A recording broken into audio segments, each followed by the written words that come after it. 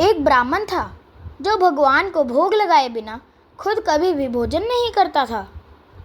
प्रतिदिन पहले गोपाल जी के लिए खुद प्रसाद बनाता था और भोग लगाकर फिर स्वयं, वह, उसकी पत्नी व एक छोटा बेटा था, यह तीनों ही गोपाल जी का प्रसाद पाते थे। बेटा पिताजी को हर रोज ठाकुर जी की सेवा और उनको भोग आदि लगाने की पूरी क्रिया को बड़े ही मनोयोग से देखता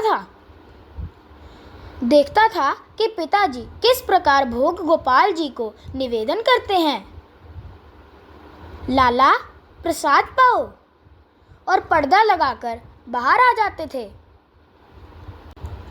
एक दिन ब्राह्मण को किसी काम से शहर की तरफ पत्नी के साथ जाना था, सो अपने बेटे से कहा, आज तुम ठाकुर जी का ख्याल रखना और जैसे भी हो ठाकुर जी को कुछ ना कुछ बनाकर खिला देना। बेटा बोला, ठीक है पिताजी, मैं जैसा आप कह रहे हैं मैं वैसा ही करूँगा। माता पिता शहर की तरफ चले गए। बेटे ने कभी कुछ ना बनाया, ना उसे कुछ बनाना आता था। उसने जल्दी जल्दी से स्नान आदि करके दाल और चावल मिलाकर कुछ कच्ची सब्जी उसमें डालकर अंगीठी पर बिठा दिया और ठाकुर जी को स्नान करा, पोशाक आदि बदलकर आरती कर दी। फिर बर्तन से गरम गरम खिचड़ी निकाली और ठाकुर जी के सामने एक थाली में सजाकर परोस दी और पर्दा लगा दिया।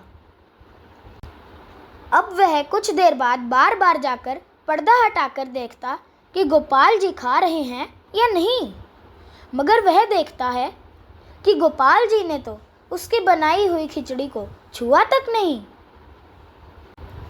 प्रसाद को काफ़ी देर देखने के बाद छोटे से बच्चे को बहुत गुस्सा आया और वह गोपाल जी से बोला, पिताजी खिलाते हैं सो खा लेते हो, क्योंकि वह स्वादिष्ट व्यंजन जो बनाते हैं आज मैंने बनाया है। मुझे खाना बनाना आता नहीं है और मैंने बेकार सा भोजन बनाया है, इसलिए नहीं खा रहे हो। बालक ने गोपाल जी से काफ़ी विनती की, आज जैसा भी बना है खा लो, मुझे भी भूख लगी है, तुम खा लो तो मैं भी प्रसाद पाऊंगा। मगर गोपाल जी तो उसकी सुन ही नहीं रहे थे।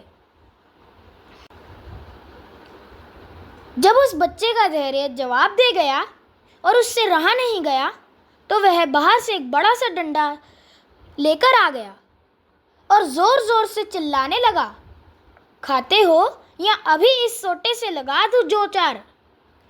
यह कहकर वह फिर पर्दा लगाकर बाहर जाकर बैठ जाता है कि शायद इस बार गोपाल जी खा लेंगे। अब की बार वह फिर झांक कर देखता है कि उसके द्वारा परोसी गई सारी खिचड़ी तो गोपाल जी खा गए हैं। अब एक समस्या यह हो गई कि अब सारी खिचड़ी तो गोपाल जी खा गए, अब वह क्या खाएगा, वह माता पिता को क्या खाने को देगा। ऐसा मन में विचार लिए वह थाली में जो थोड़ी बहुत खिचड़ी लगी थी उसी को किसी तरह से चाट कर खा गया और फिर वहीं पर सो गया। जब शाम को माता पिता हारे थके घर वापस आए तो उन्होंने बच्चे को उठाकर पूछा, बेटा आज क्या बनाया था गोपाल जी के लिए।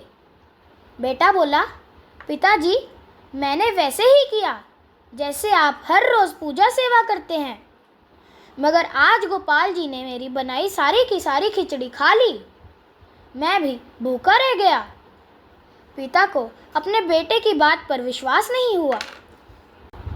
फिर पिता ने बेटे से कहा, हमें भी बड़ी जोर से भूख लगी है, गोपाल जी का भोग प्रसाद हमें भी तो दो, हम भी कुछ खा लें, सुबह से कुछ नहीं खाया। ऐसा सुनकर बच्चा रोते हुए बोला, पिताजी आज गोपाल जी ने मेरे लिए कुछ भी नहीं छोड़ा, मैं भी भूखा रह गया, कुछ भी नहीं खा पाया।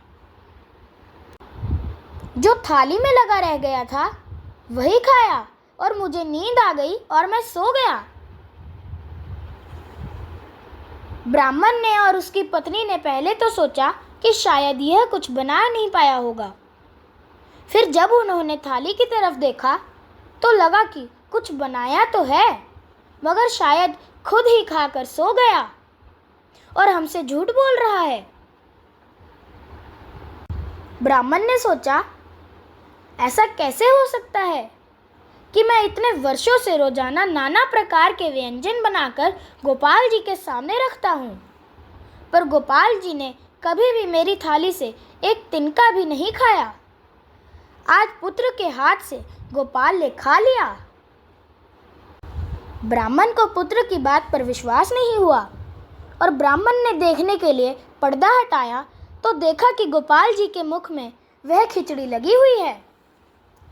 फिर जब पुत्र से पूरी घटना सुनी तो ब्राह्मण खुशी से पागल हो गया कि मैं ना सही तो मेरे पुत्र ने तो साक्षात गोपाल जी को पा लिया है।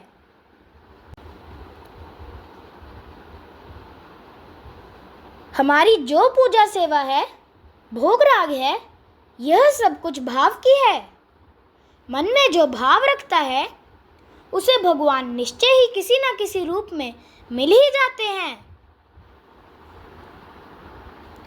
हंसते रहिए, मुस्कुराते रहिए, मस्त रहें, स्वस्थ रहें। ईश्वर की कृपा आप पर सदैव बनी रहे।